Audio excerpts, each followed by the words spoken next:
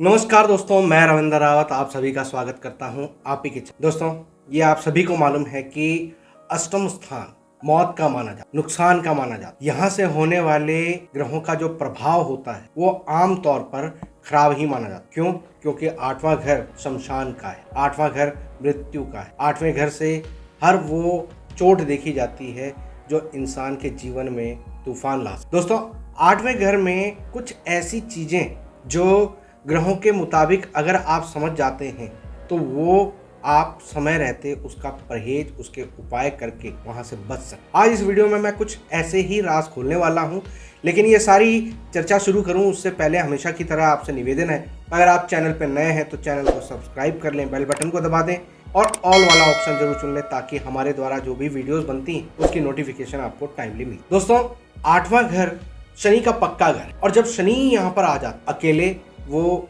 आम तौर पर अच्छे होते हैं। अगर इंसान शराब, अंडा, मांस, मच्छी इन चीज़ों का परहेज करता है तो ये शनि उनको फ़ायदा देता है, और यही शनि बोलता है कि अगर आपको कोई सताएगा और आप दिल से दुखी होंगे तो परमात्मा खुद उसका बदला लेगा, यानी ग्रह उसके लिए खुद उसको उसी चीज़ में प्रोटेक्ट करें, उसको बेनिफिट दें। यानी यहाँ पर आपको बदला लेने की जरूरत नहीं है, ईश्वरीय शक्तियां आपके लिए बदला ले। ऐसे लोगों को शनि का नकारात्मक प्रभाव तब मिलता है जब ऐसे लोग नुक्कड़ वाले घर में या बंद गली वाले घर में रहना शुरू कर। उनको ऐसी जगह से निकल जाना चाहिए ताकि उनका शनि यहाँ पर बुरा प्रभाव ना दे। दोस्तों, कुंडली के 8वें घर में सूर्य, जो कि शनि का घर है लेकिन सूर्य उसका शत्रु है, जब वहां पर आते हैं तो अपने पुत्र के घर में आते। लेकिन दोस्तों, लाल किताब में यह बताया गया है कि जब मौत के घर में सूर्य का प्रकाश आता है तो वो प्रकाश इस प्रकार का होता है कि वो वहां के डर को खत्म कर देता। आपने देखा होगा कि शमशान में रात को जाते वक्त आपको डर लगता है, लेकिन वही दिन के समय पर आप वहां जाने में कम हिचक। दोस्तों, सूर्य 8 वाला इंसान तपस्वी राजा की तरह, ऐसा इंसान अपने अंदर जितना सात्विकता रखता है, दूसरों के लिए सद्भाव रखता है, उतना तरक झूठे कमिटमेंट करना, अपनी बात से मुकर जाना, ये सब कुछ उसको नकारात्मक प्रभाव दे। ऐसे इंसान को अपने सूर्य को पॉजिटिव करने के लिए एक तो पिता की सेवा करनी चाहिए, ये तो कॉमन चीज है। लेकिन अगर यहाँ पर परेशानी आ रही है, सरकारी परेशानी आ रही है, अड़चने आ रही हैं, आपके लाइफ में ग्रोथ एकदम रुक गई है, तो ऐसे में तांबे का सिक्का आप जलती चिता में गिराते हैं, जब भी मौका मिलता है ऐसा करते हैं, तो आप देखेंगे कि यहीं का सूर्य आपको कहां से कहां पहुंचा दे। दोस्तों, अगली बात करते हैं चंद्रमा। चंद्रमा यहाँ पर जब होते हैं तो यहाँ पर शमशान का पानी कहा, मन से टूटा हुआ या डिप्रेस हालत ऐसे इंसान की होती है। माता के लिए वो कहीं ना कहीं कष्टकारी होता है, या यूं कह लो कि माता उसकी कष्ट में रहती। ऐसा इंसान अगर अपने जीवन में जुआ, सट्टा, लॉटरी इन चीजों से दूर रहता है तो उसका चंद्रमा यहाँ पर बुरा प्रभाव नहीं। और अगर वो किसी शमशान में या किसी हॉस्पिटल में कोई प्याऊ लगवा देता है, पानी का सोर्स लगवा देता, तो उसके लिए वही चंद्रमा वरदान साबित। ऐसे लोगों की माता से या तो दूरी बन जाती है, माता को कष्ट होता है। जितना वो माता की सेवा करता है और जितने लंबे समय तक उसकी माता होती है, उतना ही वो जीवन में तरक्की को हासिल। दोस्तों, 8वां घर मंगल का अपना घर है।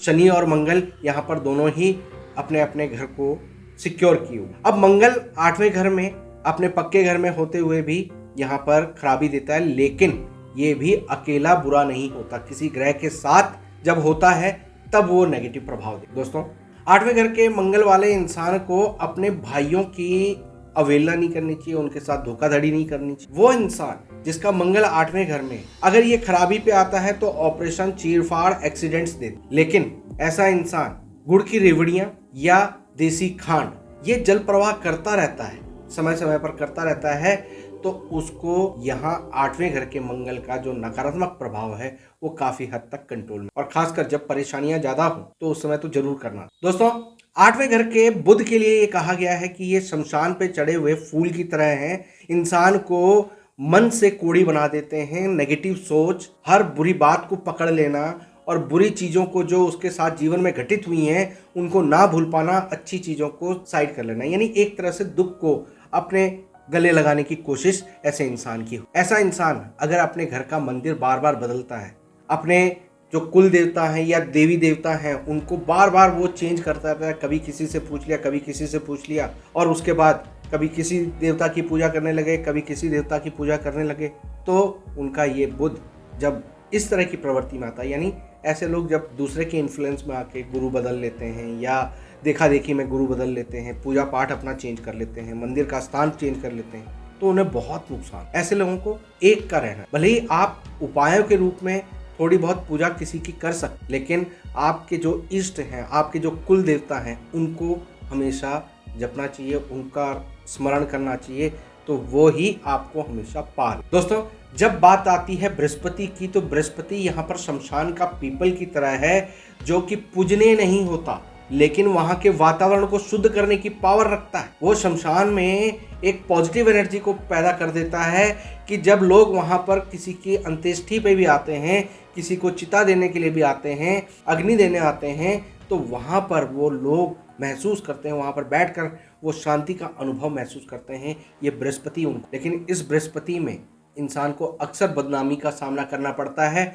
उसके पीठ पीछे लोग बातें बनाते हैं, उसके पीठ पीछे उसके शत्रु कहीं ना कहीं षड्यंत्र। ऐसे लोगों को अपने पितरों का आदर करना चाहिए, और ऐसे लोग अगर किसी वीरान स्थान पर पीपल लगा देते हैं या पीपल जो लगा हुआ है उसकी देखभाल करना शुरू कर देते, तो इनका ये बृहस्पति काफ़ी उत्तम फल देना शुरू कर देता है और दैवीय मदद उनकी हर मुसीबत से उनको बाहर निकाल। दोस्तों, जब यहाँ पर शुक्र 8वें घर में आते हैं तो इसे जली हुई मिट्टी का, यहाँ पर ये उस औरत की तरह है जो परेशानियों में अपनी नाजुकता को छोड़कर, कष्टों से अपने सौम्यता को छोड़कर एक सख्त हो चुके। ऐसे लोगों की अक्सर घर में स्त्रियों की चलती है, और ऐसे लोग अक्सर देखते हैं कि वहाँ पर जो घर में कोई ना कोई ऐसी स्त्री होती है जो लड़ाई झगड़े प्रवोक करती है, या यूं कह लो कि कड़वे स्वभाव की। अगर कोई इंसान यहाँ पर घर में कोई भी स्त्री है उसकी अवहेलना ना करे, उसके साथ बदतमीजी ना करे, उसका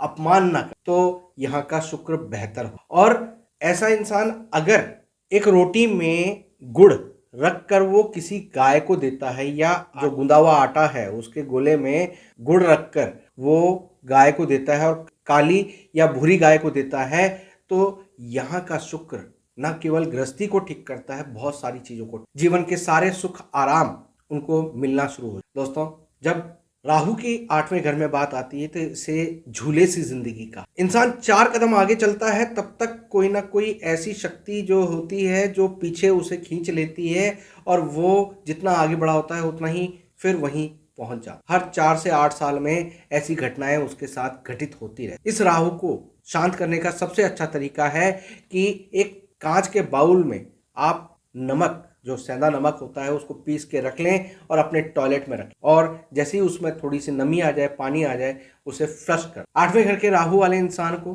कभी भी नीले रंग ज्यादा नहीं पहनने चाहिए, खाली पेट ज्यादा नहीं रहना। अगर ये इंसान अपने घर में कोयला इकट्ठा करके रख लेता है, या टॉयलेट सीढ़ी को छेड़ देता है, या इसके घर में टॉयलेट में लीकेज होनी शुरू हो जाती है, दरवाजे अटकने शुरू हो जाते हैं, तो वो इसके राहु के नेगेटिव होने की। दोस्तों, जब केतु 8वें घर में होते हैं तो ऐसे में ये ऐसा ग्रह है जो इंसान को अंदरूनी बीमारियां देता है, अंदरूनी परेशानियां, पुत्र संतान का वियोग देता है, दुख देता है, या पुत्र संतान का सुख ही नहीं होने देता। यहाँ पर अगर केतु नेगेटिव में आता है तो पैरों में तकलीफ, मूत्र संबंधी परेशानी, रीढ़ की हड्डी में प्रॉब्लम, ये सब कुछ देता है। ऐसे इंसान के घर के आसपास या घर की छत कोई कुत्ता रोता है तो ये सबसे अशुभ की निशानी होती है। अगर ऐसा इंसान कंबल धर्म स्थान पर दे या भिखारियों को दे, रात को सोते हुए भिखारियों के ऊपर चुपचाप कंबल रख के आ जाए, तो उन्हें इस केतु का नेगेटिव प्रभाव काफी हद तक दोस्तों, ये 8वें घर की सारी निशानियां, 8वें घर के ग्रहों के उपाय बताए हैं, जिनको अगर आप फॉलो करते हैं तो 8वें घर का जो कहर आपके जीवन में आ सकता है, आपको कष्ट दे सकता है, उससे आप बच सकते। वीडियो पसंद आई हो तो लाइक और शेयर करें, चैनल को सब्सक्राइब करें। फिलहाल के लिए मैं अपनी वाणी को विराम देता हूँ। ओम नमः।